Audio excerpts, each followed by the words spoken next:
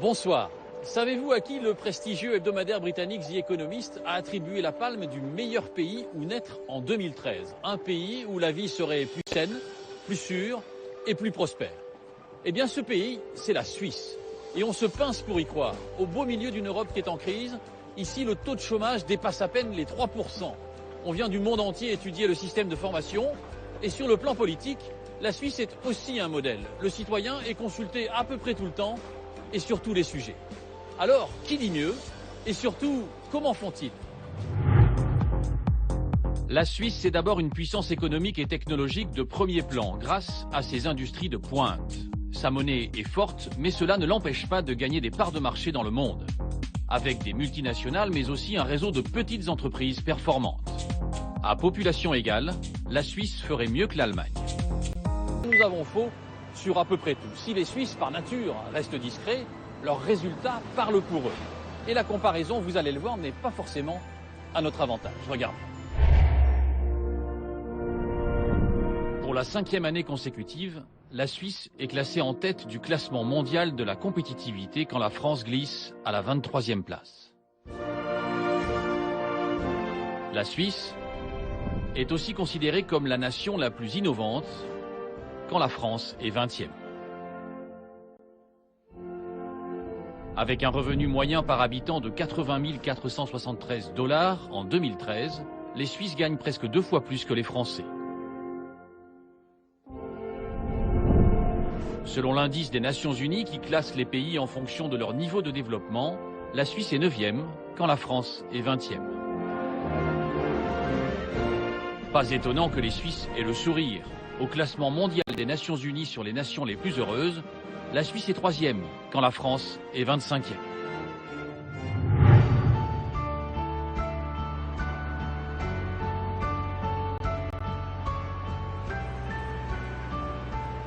Face à cette avalanche de bonnes statistiques, on se dit évidemment que si la Suisse est riche, c'est grâce à ses banques, à ses coffres forts et à son culte du secret.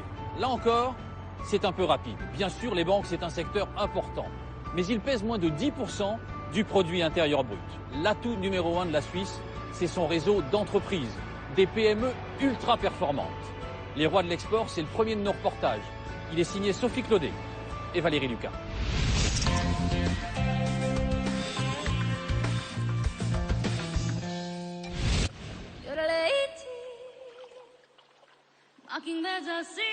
La Suisse, son décor de cartes postales, ses vallées bucoliques et ses vaches paisibles.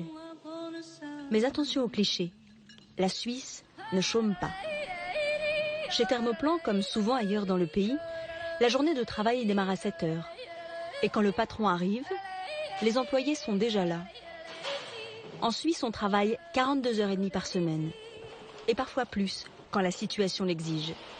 C'est le cas en ce moment, et le choix des salariés. Bonjour tout le monde. Alors, cette semaine, vous commencez à travailler à 6 heures. On est en train de discuter d'organisation. Et la production doit commencer à 6 heures à cause des commandes, et puis on continuera à en discuter samedi. Alors, vous faites des journées de 9 heures. Oui, 9 heures pour les 2 prochains jours, plus samedi. Le carnet de commandes est plein et la production doit suivre. Le patron n'est pas étonné par l'initiative de ses employés. On travaille beaucoup tout en étant très flexible. Je pense que la flexibilité est la clé de notre réussite en Suisse. Nos ouvriers sont toujours prêts à s'adapter quand nous avons beaucoup de commandes. C'est eux qui ont proposé de travailler plus, vous ne leur avez pas demandé? Oui, ça fait partie de notre culture. Ils comprennent les besoins du client et réagissent par eux-mêmes. C'est exceptionnel, je dirais qu'ils réfléchissent comme des entrepreneurs. Ce n'est pas moi qui les y force. Ils comprennent d'eux-mêmes, ils ont une vision globale de la production et s'adaptent. Dans cette PME de 200 personnes, on fabrique des machines à café automatisées.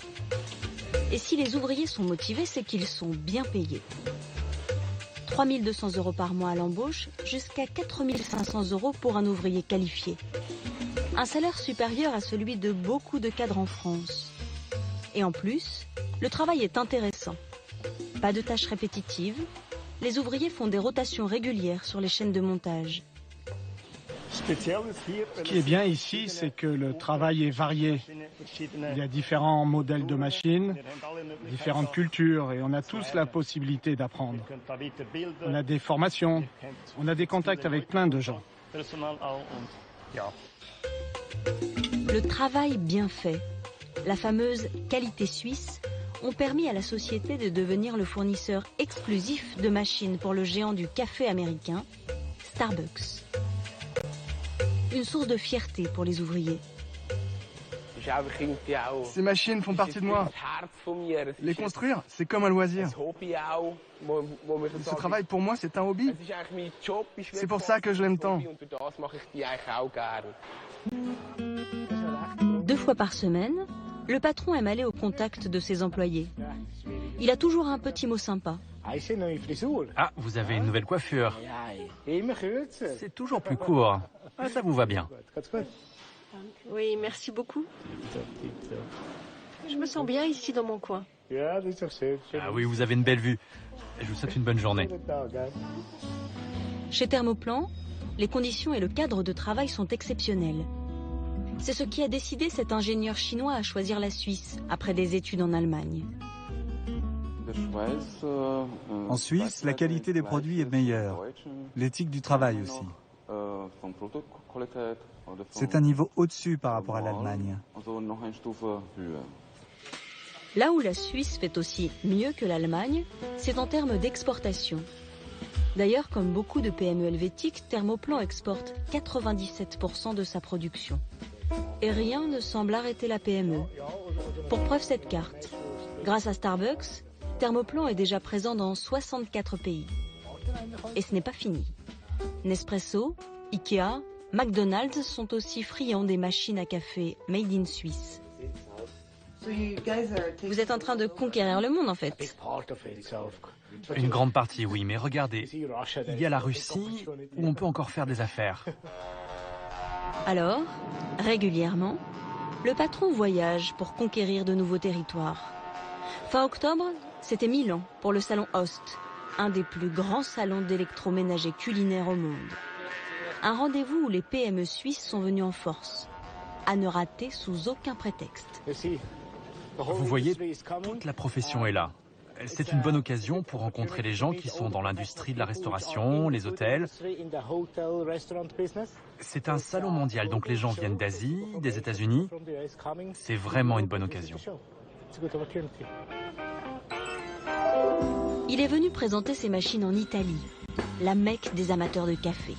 Et la concurrence est féroce. Jolies filles en renfort, strass, machines clinquantes. On ne lésine pas sur le bling-bling en Italie.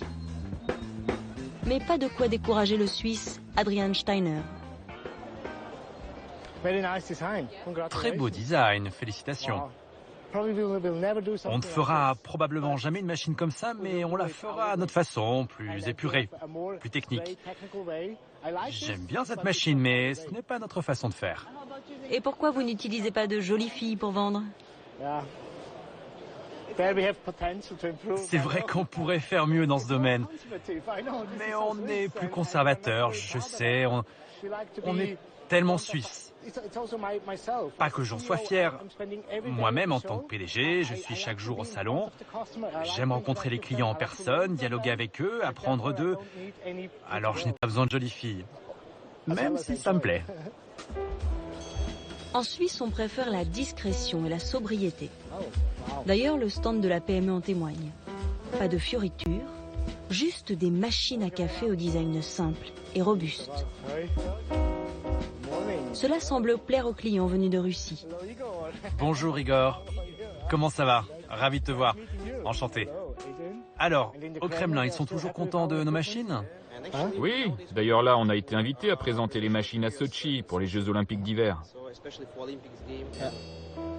L'un des arguments de vente de Thermoplan, cette mousse de lait produite sans vapeur, une innovation brevetée. Ce client de Dubaï ne revient toujours pas. Vous devez voir cette mousse. C'est là le secret. Vous n'avez jamais rien vu de tel.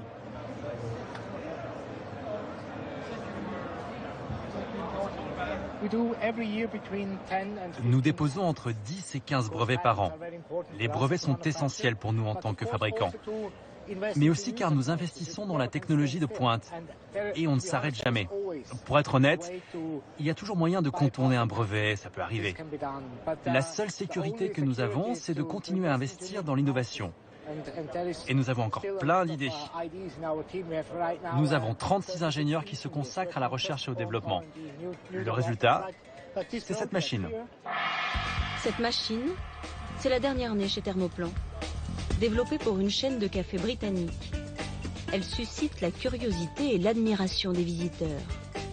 On peut y concocter café et thé, et même choisir parmi 7 saveurs différentes. Ah, c'est fantastique. Vraiment? Pourquoi? Parce que c'est facile d'utilisation. Il y a même des arômes qui sortent de la machine. Regardez, ça sort de là. Et puis c'est fait en Suisse. C'est important? Ouais, bien sûr. Pourquoi? Vous savez, tout ce qui est fait en Suisse demande moins d'entretien. Se positionner sur les marchés émergents comme la Chine ou la Russie, c'est le pari réussi de nombreuses PME suisses. Délicieux. Les Chinois et en particulier les jeunes adorent le lait. Le café au lait, c'est parfait pour ce marché. Je pense que la classe moyenne en Chine est prête à payer le prix pour le café et pour ce style de vie.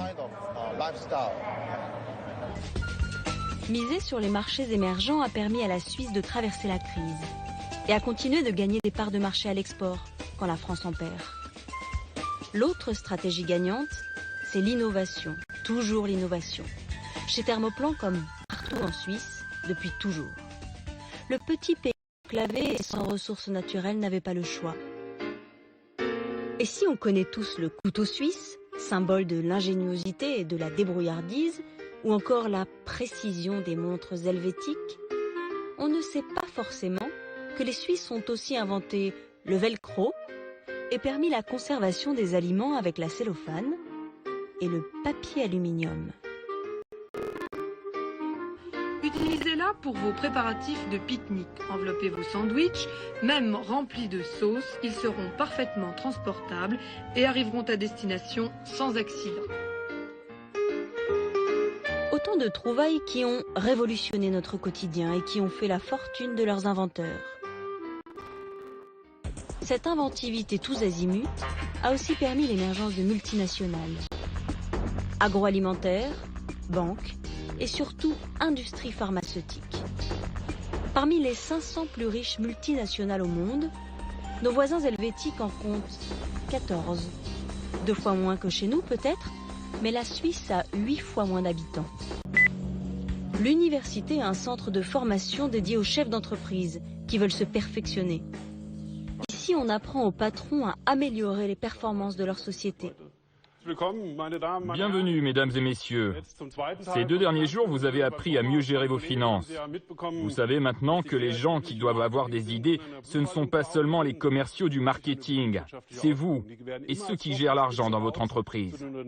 Et le professeur insiste sur l'importance de garder l'autonomie financière pour une société. Un conseil surprenant au pays des banques.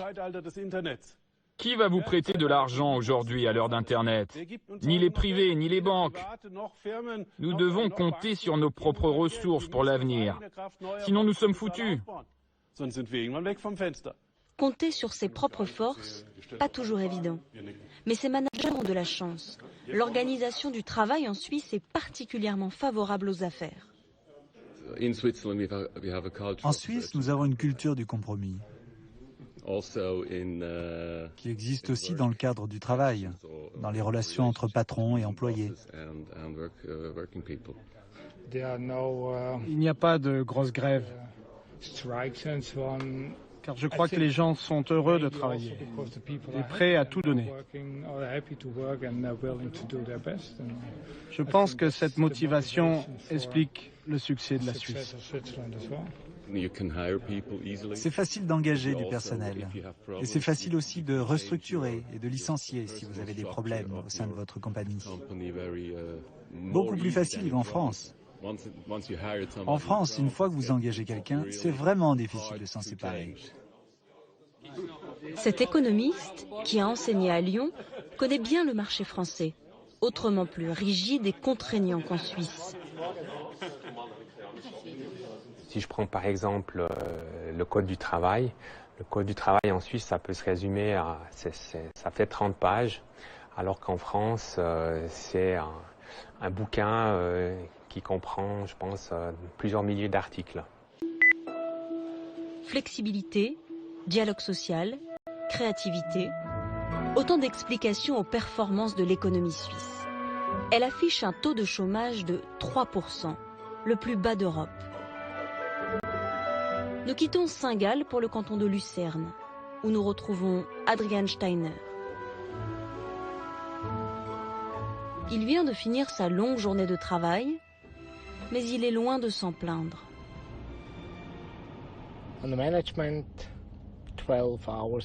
C'est très fréquent pour les managers d'avoir des journées de 12 heures, 5 à 6 jours par semaine. Ça fait environ 50 à 60 heures de travail.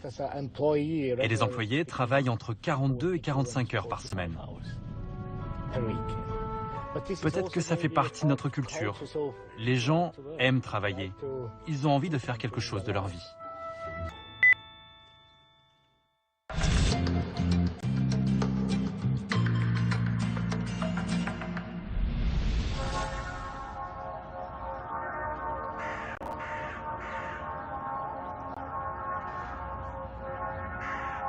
Ces performances économiques, on les retrouve inévitablement à l'heure des bilans. Au siège de l'IMD, une business school de renommée internationale, cet homme établit chaque année le classement mondial de la compétitivité. Stéphane Garelli n'est pas n'importe qui. 12 années passées à la tête du Forum économique mondial et du Symposium de Davos. Avec ses étudiants, il classe une soixantaine de pays en fonction de 300 critères. Résultat en 2013, la Suisse est avec les États-Unis le pays le plus compétitif au monde. La France, 28e seulement.